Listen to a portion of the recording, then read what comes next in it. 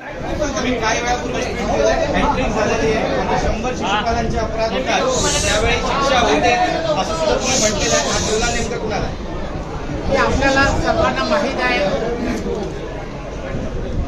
पश्चिम बंगालमध्ये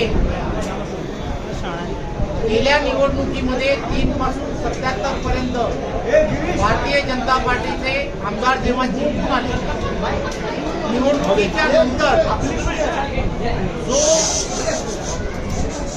अत्याचार करण्यात आला, अनेकांचे बळी घेण्यात आले, अनेकांवरती महिलांवरती अत्याचार करण्यात आले, या सर्व गोष्टी संपूर्ण देशभरात सगळ्यांना माहीत आहे. परंतु तरीही भारतीय जनता पार्टीचा कार्यकर्ता या सर्व अत्याचाराच्या विरोधात सुद्धा राष्ट्रीयत्वाचा धागा धरून या ठिकाणी टिकून राहिला आणि त्यांनी आज ताकदीने विजय मिळवला आहे.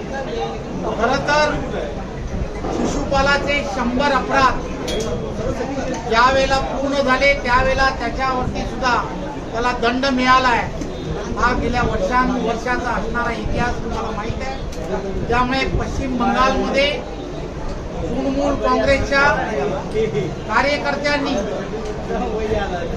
ते 100 अपराधापेक्षा जास्त अपराध झाले होते आणि ते त्याला दंड म्हणून आज 2/3 मेजॉरिटीने इथल्या असणाऱ्या नागरिकांनी पूर्ण आशीर्वाद हा भारतीय जनता पार्टीला सोनार बांगला निर्मितीचा ध्यास जिंकला असं म्हणतात. एक गोष्ट लक्षात घेतली पाहिजे.